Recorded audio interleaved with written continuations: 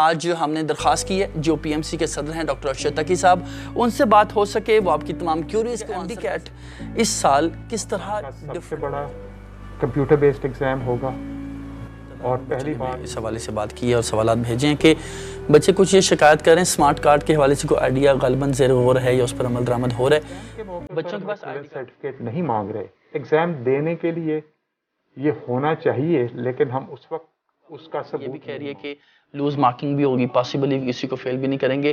क्या जो टेस्ट होगा एमडीकैट उसमें रिलीफ मिलेगा या वो नॉर्मल जो असेसमेंट होगी ऐसा म्यार बनाना होता है कि हम देख सकें कि वो टॉप के 19,000 बच्चे कौन से हैं जिनको। अब अगर एक बच्चा एमडीकैट क्लियर कर लेता है विद गुड मार्क्स, मैट्रिक में उसके अच्छे मार्क्स हैं, लेकिन अभी वो इम्प्रूव करना चाह रहा है, क्या medical universities medical colleges admission के लिए इतने लंबे अरसे तक बच्चों का साल वेस्ट होने जा रहा है? क्या वो नेक्स्ट ईयर अपेयर होंगे जो बच्चे सप्लीमेंट्री एग्जाम में अच्छे मार्क्स कितने बच्चे हैं? सो ये बहुत सारे, ये कॉम्प्लेक्स एक इशू है जिस पे कि अगर हमें, और ये आप मुझे बता रहे हैं तो हमें इसके बारे में you'll think about it. we can only think about it when से स्टार्ट हुई फीस और फिर 1600 फिर से बढ़ी और अभी 6000 तक पहुंच गई है। प्रोसेस की कॉस्ट थी। दूसरा ये है कि इस प्रोसेस के अंदर जैसे आप हमने पहले अर्ज किया और अब शुरू भी हो चुका कि हम उसके अंदर प्रैक्टिस टेस्ट भी दे रहे हैं, मॉक टेस्ट भी दे रहे हैं। प्रैक्टिस जो स्टूडेंट्स हैं एमबीबीएस के वो ये कह रहे हैं कि एनएलई जो है वो एक जुल्म है। मैं ड्राइविंग लाइसेंस लेने जाता हूँ, वो मुझे कहते हैं गाड़ी चला के दिखा दो। तो how do you see all this के इज देयर एनी पॉसिबिलिटी कि एमडीकैट के जो इम्तहानात हैं वो भी कैंसिल हो सकते हैं? लाइक स्टूडेंट्स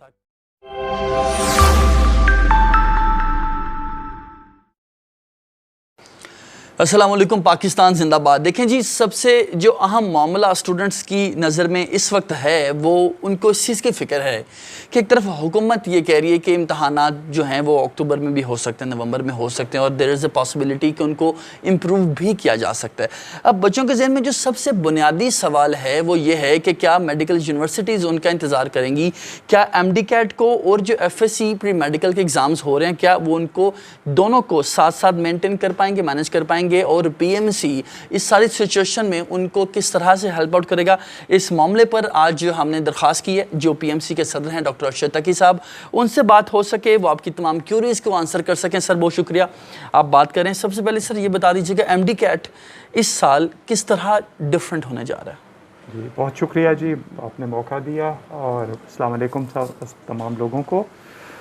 डिफरेंट इसलिए इस तरह है सबसे बड़ा कि ये पहली बार एक कंप्यूटर बेस्ड एग्ज़ाम होगा।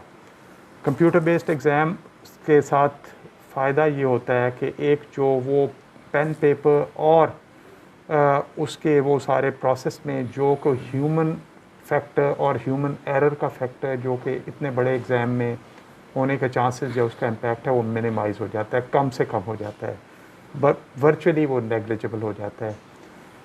उसके रिकॉर्ड्स ज़्यादा सिक्योर होते हैं, उनकी एनालिसिस ज़्यादा सिक्योरली की जा सकती है, उन सवालों के जवाबात को की रोशनी में आगे के बच्चों की प्लानिंग के लिए हेल्प मिलती है कि वो किस तरह जवाब दे रहे हैं, क्या ट्रेंड्स हैं। सो इस लिहाज से कंप्यूटर बेस्ड एग्ज़ाम्स अब दुनिया भर में स्टैंडर्ड हो चुके हैं और ये पाकिस्तान का सबसे बड़ा कंप्यूटर बेस्ड एग्ज़ाम होगा और पहली बार इस स्केल पे किया जा रहा है। सर वेटेज के हवाले से बता दीजिए कि वेटेज क्या होगी? वेटेज जी इसमें 210 सवाल हैं टोटल, जिसमें बायोलॉजी के 68 होंगे, केमिस्ट्री के 56 होंगे, फिज़िक्स के 56 होंगे, इंग्लिश के 20 और पहली बार लॉजिकल रीजनिंग के 10 सवाल, ताकि हम सोचें कि रोज़मर्रा ज़िंदगी के जो छोटे छोटे मामलात हैं क्या हम उनका लॉजिकली उसको जवाब उसको उन मसाइल को हल करते हैं। सो लॉजिकल रीजनिंग एक ऐसा मौजू है जिस पे कि हम इस बार 10 सवाल ऐड असल में यानी कि एक जो कॉन्सेप्ट था कि रट्टा लगा लें और पास हो जाएं, उसको भी इस मामले में ख़त्म आगे किया चल के उन वो जो मालूमात हमें किताबों से मिलती हैं उनको अप्लाई ज़िंदगी में कैसे किया जा सकता है और अपने उस साइंस को अप्लाई कैसे करेंगे, क्योंकि मेडिसिन तो आगे सारा इसी एप्लीकेशन का नाम है। ठीक है सर, ये क्या जो क्राइटेरिया है कौन दे सकता है, इस हवाले से क्या चेंजेस किए गए हैं? इसके लिए जी क्राइटेरिया तो ये है कि कोई भी पाकिस्तानी या ओवरसीज़ पाकिस्तानी या कोई भी स्टूडेंट जो 16 ईयर्स से ज़्यादा हो, उसके लिए उसके पास हायर सेकेंडरी स्कूल सर्टिफिकेट होना चाहिए या 12th ग्रेड क्वालिफ़िकेशन उसके इक्विवेलेंट होनी चाहिए जो हमारे एफएससी या उसका इक्विवेलेंट क्वालिफ़िकेशन हो, और 16 साल से ज़्यादा उसकी उम्र हो, वो बच्चा क्वालिफाई करता है इस एग्ज़ाम देने के लिए। सही सर, ये जो बच्चे, अब हम बच्चों के क्यूरेज की तरफ आ जाते हैं। बड़ी तादाद में बच्चों ने हमें इस हवाले से बात की है और सवालात भेजे हैं कि बच्चे कुछ ये शिकायत कर रहे हैं स्मार्ट कार्ड के हवाले से कोई आइडिया ग़ालिबन ज़ेर गौर है या उस पर अमल दरामद हो रहा है। बच्चों के पास आईडी कार्ड नहीं है। अब वो जैसे आप बता रहे हैं कि उनके पास एक जो इक्विवेलेंट सर्टिफिकेट है वो होना चाहिए, किस तरह से वो जो सर्टिफिकेट है वो मिल सकता है? बिकॉज अभी तो एग्जाम चल रहे हैं साथ साथ और हमने देखा है बच्चे प्रोटेस्ट भी कर रहे हैं। एग्ज़ाम के मौके पर हम इक्विवेलेंट सर्टिफिकेट नहीं मांग रहे, एग्ज़ाम देने के लिए ये होना चाहिए, लेकिन हम उस वक्त उसका सबूत नहीं मांग रहे। हम तो ये उनसे उस वक्त ये जो स्मार्ट कार्ड है ये एक शनाख्त के लिए मांग रहे हैं, क्योंकि वहाँ पे एग्ज़ामिनेशन सेंटर में एक से ज़्यादा तरीक़ों से इस चीज़ की शनाख्त हो और कंफर्मेशन हो कि ये वही बच्चा है जो एग्ज़ाम देने आया है, जो कि एक्चुअली कैंडिडेट था। सो जो स्मार्ट कार्ड है वो शनाख्ती। So what is smart card? ये जो आपका शनाख्ती कार्ड, नेशनल आईडी कार्ड होता है, अगर किसी बच्चे को CNIC नहीं मिला और उसको अभी 16-18 ईयर्स का नहीं हुआ तो उसको एक स्मार्ट कार्ड इशू नादरा करता है। सर वो तो बेफॉर्म बच्चे कुछ कह रहे हैं कि कुछ इलाकों में ज़ाहिर है वो, क्योंकि बेफॉर्म एक फैमिली रजिस्ट्रेशन सर्टिफिकेट या एक फैमिली फॉर्म होता है, रजिस्ट्रेशन फॉर्म होता है, उसकी बुनियाद पे होता है। अब कुछ बच्चों ने जाहिर है कोई ऐसे इलाके में जिन्होंने ये अभी स्मार्ट कार्ड्स नहीं बनवाए, और इसके लिए अभी हम ज़ेर गौर हैं, हम बात कर रहे हैं कि क्या उसकी बजाय बेफॉर्म को ऑप्शन के तौर पे रखा जाए। लेकिन हम प्रेफर करेंगे कि बच्चे स्मार्ट कार्ड बनवा दें कि जो कि बरादरा से शनाख्ती कार्ड की तरह जिसका हसूल को इतना मुश्किल नहीं है, ताकि उनको शनाख्त पे वहाँ पे किसी किस्म की दिक्कत ना हो। सर गवर्नमेंट ने, हमने इस हवाले से बात की हुकाम के साथ, गवर्नमेंट ने जो सिलेबस था उसको रिवाइज़ किया, रिड्यूस किया, और चूँकि कोविड की सिचुएशन थी गवर्नमेंट ने कहा कि हम समहाउ रिलीफ देना चाह रहे हैं, बच्चों के लिए आसानी पैदा करने चाह रहे हैं। PMC का जो सिलेबस था यकीनन वो बहुत देर पहले ये डिज़ाइन हो चुका था, ये तैयार हो चुका हुआ था। क्या PMC भी कुछ हद तक रिलीफ देगा? गवर्नमेंट ये भी कह रही है कि लूज़ मार्किंग भी होगी, पॉसिबली किसी को फेल भी नहीं करेंगे। क्या जो टेस्ट होगा MDCAT उसमें रिलीफ मिलेगा या वो नॉर्मल जो असेसमेंट होगी उसी थ्रू होगी? दो चीज़ें रखते हैं। पहली चीज़ ये है कि तमाम जो सिलेबस बनाया गया है इसमें IBCC से उसको वेट कराया गया है। ना सिर्फ ये पहली बार है, A लेवल्स को IBCC के तमाम बोर्ड्स को उन सब को ऑन बोर्ड लेके उनसे क्लैरिटी लेके कॉमन सिलेबस की बेस पे बनाया गया है। दूसरी चीज़ ये है कि देखें ये कम्पेटिटिव एग्ज़ाम है, तकरीबन 19,000 सीटें हैं, इस वक्त तक 1,50,000 बच्चे से ज़्यादा रजिस्टर हो चुका है। सो अगर आप हमें कोई ना कोई ऐसा मेयार बनाना होता है कि हम देख सकें कि वो टॉप के 19,000 बच्चे कौन से हैं जिनको के दाखिला मिलना है। ये एक पास फेल का एग्ज़ाम नहीं है, पास फेल से तो क्वालिफाई करने का मिलता है कि जी। सो वो एक लेवल, एक सर्टेन डिफ़िकल्टी का इतना रखा गया है कि बच्चे पास हो के क्वालिफाई कर सकें। लेकिन इस चीज़ को जहन में रखना चाहिए कि बहरहाल ये एक एग्ज़ाम है जिसमें से आप सबसे बेहतरीन 19,000 बच्चे सेलेक्ट करके उनको मेडिकल कॉलेज में दाखिल करने के ख्वाहिशमंद हैं, और तमाम सोसाइटी भी यही चाहेगी कि सबसे लायक बच्चे आएँ। सो उसमें एक सर्टन लेवल ऑफ डिफ़िकल्टी इसलिए इंट्रोड्यूस किया जाता है कुछ सवालों में, कुछ परसेंटेज, ताकि आप डिफ्रेंशिएट कर सकें उन बच्चों को कि जो मेडिकल कॉलेजेस में दाखिले। फिर उसके बाद बहुत हाई स्टेक होती है उन बच्चों के लिए जिन्होंने पब्लिक सेक्टर मेडिकल कॉलेजेस में हैं, जहाँ सीटें और महदूद हो जाती हैं, उनके लिए मुकाबला और भी सख्त है। सो आप सिर्फ एक आसान एग्ज़ाम बना के और उसकी बुनियाद पे फिर ये मुआजना भी नहीं कर सकते कि कुछ एक सर्टेन डिफ़िकल्टी हो। आपने IBCC के हवाले से बात की, हमारी उनके सेक्रेटरी के साथ मुलाकात हुई, कुछ सवालात हुए। उन्होंने ये बताया कि जी IBCC की एक सजेशन थी जिस पर मुल्क भर के 30 बोर्ड्स में से जो आगा खान और फेडरल बोर्ड है वो अमल दरामद कर चुके हैं। सजेशन ये थी कि जो वो तमाम तर बच्चे जो कि इस बार इम्तहान देने के लिए तैयार नहीं हैं, वो तमाम तर बच्चे जिनकी सप्ली आ जाती है, या वो तमाम तर बच्चे जो इम्तहान देते हैं लेकिन उनके मार्क्स एज़ पर एक्सपेक्टेशंस नहीं आते, वो अक्टूबर-नवंबर में होने वाले इम्तहानात में अपीयर हो सकते हैं और उनको सेम वेटेज दी जाएगी एनुअल एग्ज़ाम वाली, और उसके साथ जो सप्लीमेंट्री का वर्ड है वो नहीं लिखा जाएगा। नाउ क्वेश्चन इज़ कि इन केस अगर कुछ बच्चे हैं जो कि अक्टूबर में जाके, अभी बहुत से बच्चे ऐसे हैं जो कि पेपर्स नहीं दे रहे, उनको ये लगता है, स्पेशली फेडरल बोर्ड के बच्चे और जो दीगर बोर्ड्स के बच्चे हैं, उनको ये लगता है कि हम सप्लीमेंट्री का एग्ज़ाम जो है वो दे लेंगे और ताकि हमारे जो सब्जेक्ट्स के मार्क्स हैं वो अच्छे आ सकें। अब अगर एक बच्चा MD-CAT क्लियर कर लेता है विद गुड मार्क्स, मैट्रिक में उसके अच्छे मार्क्स हैं, लेकिन अभी वो इम्प्रूव करना चाह रहा है, क्या medical universities, medical colleges admission के लिए इतने लंबे अरसे तक उनका वेट करेंगे? ये जो एडमिशन का प्रोसेस है वो काफ़ी कॉम्प्लिकेटेड और काफ़ी टाइम कंज्यूमिंग होता है, क्योंकि वो बच्चों ने चॉइसेस लेनी होती हैं और फिर शिफ्ट भी करना होता है, और हमें ये भी बहरहाल होना होता है कि हम एकेडमिक ईयर टाइम पे शुरू कर सकें ताकि टाइम पे वो ख़त्म भी हो सके और उनका साल ज़ाया ना हो। हमारे पास अभी तक ऐसी कोई रिक्वेस्ट फॉर्मली नहीं आई। अब उसको जब आएगा प्रॉब्लम तो उसके बारे में कुछ सोचेंगे, लेकिन बहरहाल ये इसका इम्पैक्ट अगर भी देखना पड़ता है कि क्या आपके एडमिशन प्रोसेस इतना ज़्यादा डिले तो नहीं हो जाएगा कि आपके लिए, बट ये प्रॉब्लम अगर हमारे सामने आएगी तो इसके बारे में फिर आर यू ट्राइंग टू से देयर इज़ अ पॉसिबिलिटी कि एग्ज़ाम जो एडमिशन्स हैं उनको डिले किया जा सकता है, या मेडिकल कॉलेजेस को रिक्वेस्ट की जा सकती है कि वो बच्चों को मज़ीद टाइम दे दें इस हवाले से? देखिए, I am not suggesting anything, I am saying that we will get to the problem once, if we get there, if we are asked to review it, only then we can put our mind to the problem.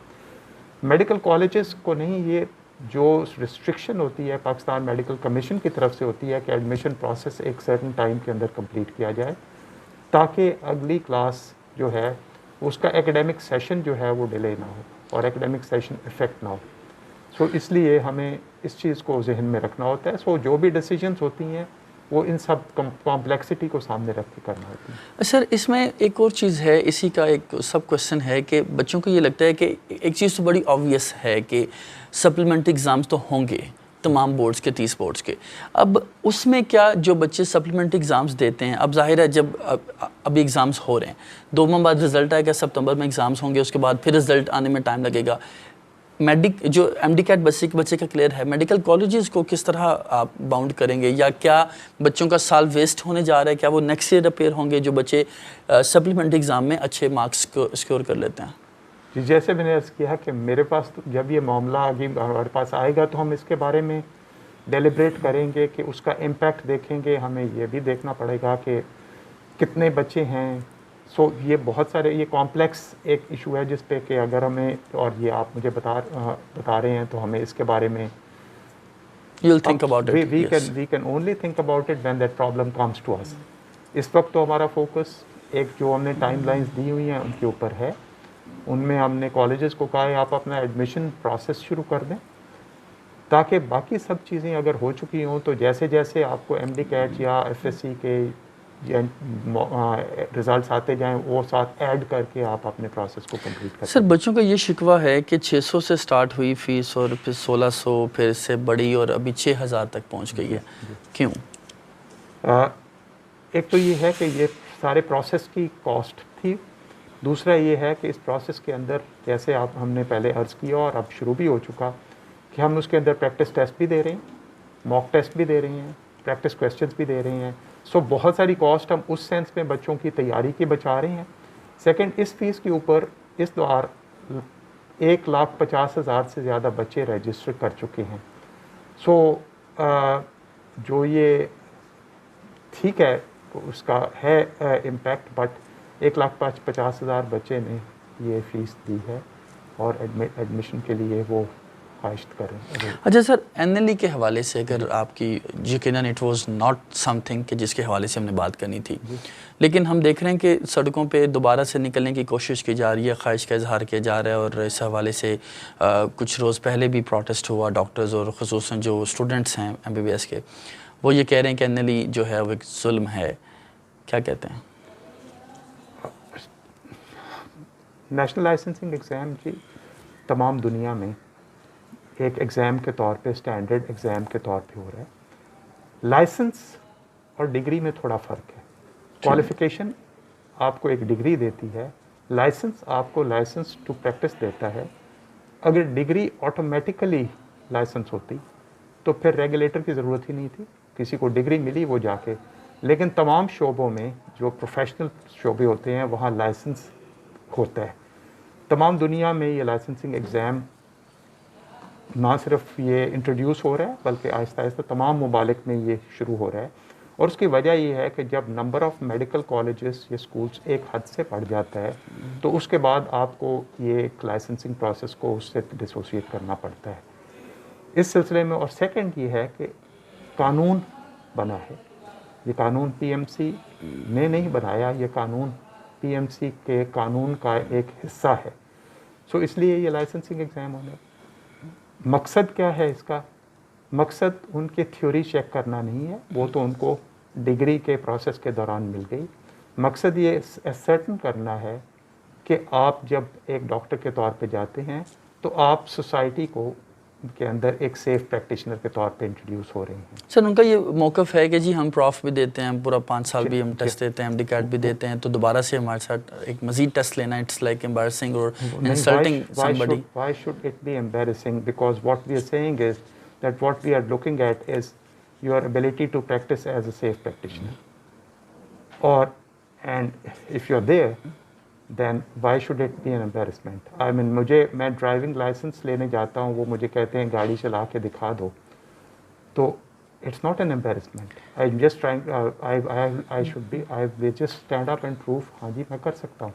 So I'm demonstrating कि मैं that I am a safe practitioner.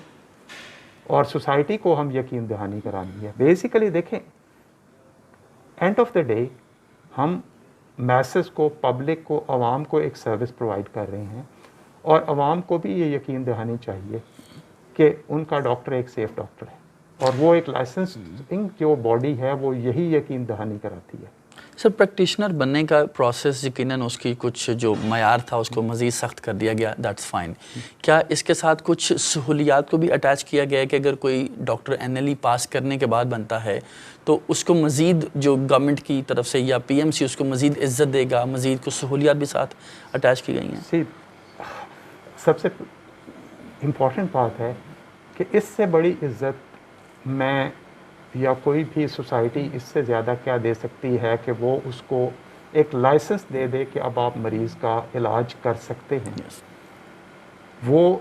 वही अगर कोई शख्स बग़ैर उस licence के कोई ये ट्रीटमेंट करता है तो वो क्वैक है। सो एक क्वैक और प्रैक्टिशनर के दरमियान फ़र्क लाइसेंस का है। अब सेकंड ये है कि उस लाइसेंस की बेसिस पे आपको एम्प्लॉयमेंट भी मिलती है, आपको प्रैक्टिस के चांसेस भी मिलते हैं। लाइसेंस जो है वो उसके साथ सहूलियात, सबसे बड़ी सहूलत यही है ना कि और इसमें कौम को एक आपको आपके ऊपर एतमाद हो गया कि अब आप एक रिलायबिलिटी में इजाफा हो जाएगा डॉक्टर। अब वही ट्रीटमेंट जो एक डॉक्टर लाइसेंस प्रैक्टिशनर जब किसी को प्रिस्क्राइब करता है तो वो दवा है, और अगर वही दवाई कोई क्वैक लिख के देता है तो वो क्रिमिनल है। सो ये एक फ़र्क है जो कि हम सब को, डॉक्टरों को जिनको अल्लाह ताला ने इतने बड़ी इज़्ज़त और इतना बड़ा मर्तबा दिया, सोसाइटी ने इन पे इतना एतमाद करती है, उसको ये एहसास हमें जहन में रखना चाहिए कि यही एक लाइसेंस जो है जो हम में और एक क्वैक में फ़र्क डालता है। Sir my last question coming back to MD-CAT, बच्चों का ये भी है कि ज़ाहिर है गवर्नमेंट 4th वेव के हवाले से डेल्टा जो वेरिएंट है, इंडियन वेरिएंट, उसके हवाले से भी बात करती नज़र आ रही है। कराची में तो बाकायदा इम्तहानात वो कैंसिल भी हुए हैं कुछ मामलात में। पाकिस्तान भर में अगर NCOC को इस तरह की रिकमेंडेशंस देता है, चूँकि MD-CAT के इम्तहानात अभी होने जा रहे हैं और देयर इज़ अ पॉसिबिलिटी कि हालात मज़ीद बिगड़ सकते हैं खुदा न खास्ता, how do you see all this के इज़ देयर एनी पॉसिबिलिटी कि MD-CAT के जो इम्तहानात हैं वो भी कैंसिल हो सकते हैं? लाइक स्टूडेंट्स आर कंसर्न्ड कि वो तैयारी कर रहे हैं और अगर ये इम्तहानात कैंसिल हो जाते हैं तो क्या होगा? अल्लाह ना करे कि ऐसी कोई नौबत आए कि इस इतनी बड़ी डिसरप्शन हो जाए कि इतने बड़े इम्तहानात कैंसिल करने पड़े। We are taking all due precautions. आपने देखा कि वो बिकॉज ऑफ द फैक्ट के एग्ज़ाम स्प्रेड आउट हो रहा है, कंप्यूटर बेस्ड हो रहा है, single day pen paper test नहीं है, सो उसके लिए हमें उसको स्टैगर करना और उसको जो स्पेसेस हैं मेंटेन करना, एक दिन रश ना लगना जैसे कि वो एक दिन वाले टेस्ट में होता है, उन सब चीज़ों के से वो लाइकलीहुड और कंट्रोल जो है इसके ऊपर सोशल डिस्टेंसिंग के ऊपर वो करना रिलेटिवली आसान है। अल्लाह ना करे कि कोई ऐसी नौबत आए कि ऐसा हो। हम लॉ ऑफ लैंड के पाबंद हैं खुदा न खास्ता कोई ऐसी चीज़ आती है तो वो तो एक अलहदा होगा, लेकिन स्टूडेंट्स को और हमें सबको इस चीज़ के लिए ये जहन में रख के, अल्लाह ना करे वर्स्ट केस सिनेरियो, मैं बच्चों को कभी भी नहीं करूँगा कि वो कॉम्प्लेसेंट हो जाएं कि जी हो सकता है इम्तहान है। हमें ये जहन में रखना चाहिए कि इम्तहान होना है, अल्लाह ताला बहुत मेहरबानी करेगा और इंशाल्लाह होगा। इम्तहान जी इंशाल्लाह होगा। Thank you so very much. Doctor Arshad Taqi हमारे साथ मौजूद थे। तमाम तर क्यूरीज़ जो आपकी थी एमडी कैट के हवाले से और मेडिकल कॉलेजेस में एडमिशन्स के हवाले से, उन्होंने उनको रिस्पॉन्ड किया, आपको बताया कि किस तरह जो पीएमसी है वो स्ट्रैटेजी बनाएगा और किस तरह से इस सारे प्रोसेस को लेके चला जाएगा। अपने मेज़बान मोहम्मद नासिर भट्ट को दीजिए इजाज़त।